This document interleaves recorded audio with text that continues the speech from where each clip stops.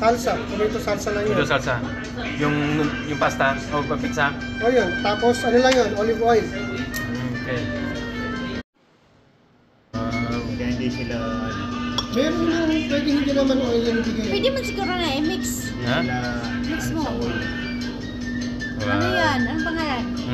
Ano pala ito? Timbalo. Timba. Timba.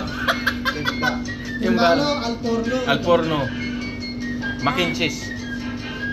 Timbalo. Lagi na. Chef. The perfect bite. Init. Lasa. Yan, tingnan natin. Oh, cheesy. Nice.